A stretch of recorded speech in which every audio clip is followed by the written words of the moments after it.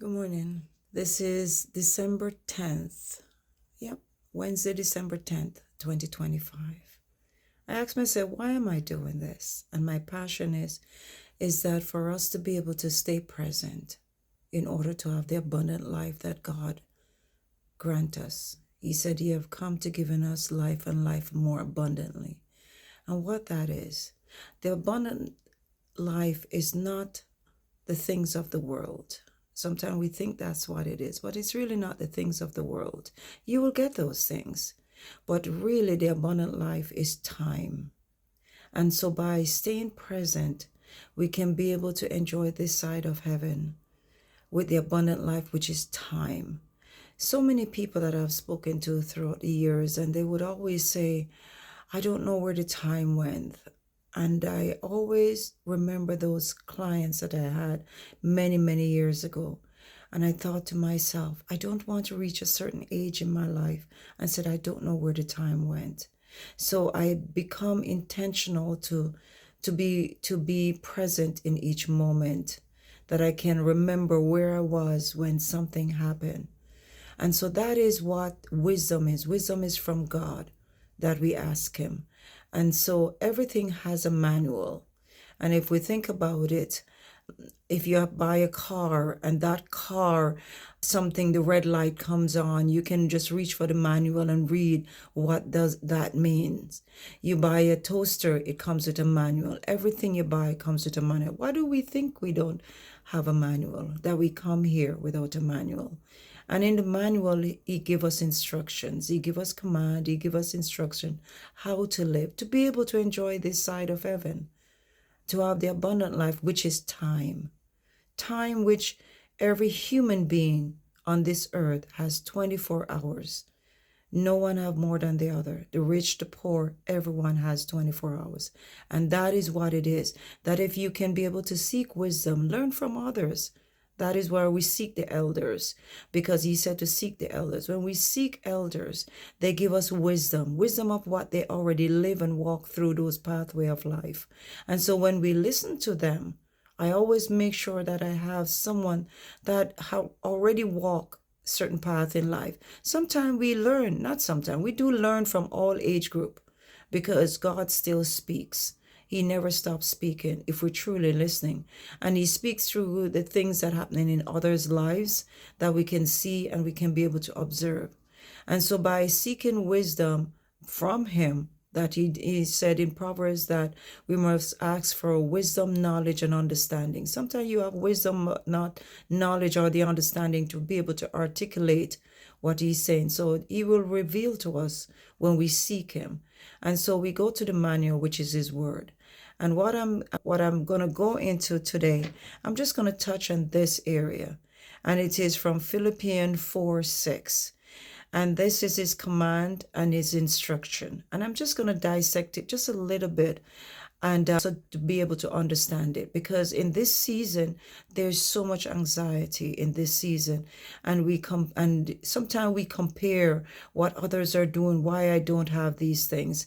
And so the thing is, this is not to compare. And His word is this: be anxious for nothing. And so when you look at the word anxious, it means be stressed for nothing, be worried for nothing. And so when we worry, the result in that is lack of sleep. Once you start having lack of sleep, then of course the worst area is when cortisol start to build in our system. Cortisol is not a good thing. And that's where stress is. That's why He tells us to be anxious for nothing, because He made us. He created us. I don't make my kids. I'm only a carrier. So I don't know how to make a human being. And so the manual, the author is telling us how to live. And then he said, be anxious for nothing. That means that don't be worried about the bills. Don't be worried about illness, relationship, loss of a loved one, or a disabled child or a disabled loved one. And so then he moved on in his instruction. This is the instruction of the next part of Philippians 4:6. So he said, be anxious for nothing, but in everything, by prayer and supplication, with thanksgiving. This is where gratitude comes in, right? And so one of the gratitude is, I would say, I woke up.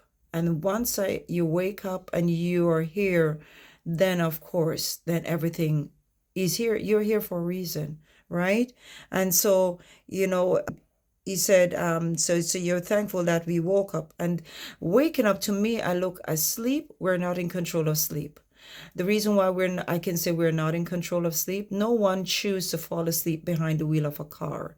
And so when the body's tired, it's like a machine. It will shut down. It doesn't know where it is. It will just shut down because it have to reboot. And so the thing is this, to me, I look at sleep as a cousin of death. And so you can sleep, right? Some people never wake up from a sleep. So the fact that you wake up this morning, that is a blessing, right? And so he said, let your requests, this is the next area of it, let your requests be made known to God, which he is your author. He's the author of our faith. He's the beginning and the end. So he said, let your requests be made known to God, and the peace of God, his peace. That's why he said, my peace I leave unto you, not what the world give. Man cannot create peace. And he said, ask and you shall be given. Seek and you will find. Knock and the door will open. So it's just like having a child. Having my kids, I know what they want, but I'm waiting for them to ask for it. And we are kids. In his eyes, we are kids. And so he's telling us, instructing us, just ask, right? And by believing, we will receive. Because we have to come in full alignment with him. By we believe, then we will receive, because you're now in full alignment. That telephone line is open, so you can be able to feel his presence, which is peace. That's his peace. His peace is when you have the presence of him, meaning there's peace. I would think of peace as in the storm, the eye of a storm. And the eye of a storm is very calm, right? And so that is that type of peace. That's the only way I can be able to illustrate, by just going into that area. And he said, the peace of God will guard your heart and mind. And that's the surplus. And he's telling not to lean on our own understanding. So the peace of God will guard our heart or mind. And then he said, and the area of it, with surplus, all understanding, will guard our hearts and our mind through Christ Jesus. So we can't do it unless we go through Christ Jesus. And that is the only way. And so I would say, as we reset this morning, it's just a lot to remember, but it's not a lot. Just look up Philippians 4:6 and read it for yourself, and let the Lord reveal to you what you need to get from this. And so I would say, reset. And we're starting the day. And don't forget, stay present in order to have the abundant life. That means that everything that you're doing today, you're mindful of it, that you can sit and draw up that data of what you did the end of the day. And you can reflect and say, you have used the time that he bless you with, and you use it fruitfully. You did not waste it. So, and don't forget to breathe, exhale, and enjoy the day. Have a blessed one.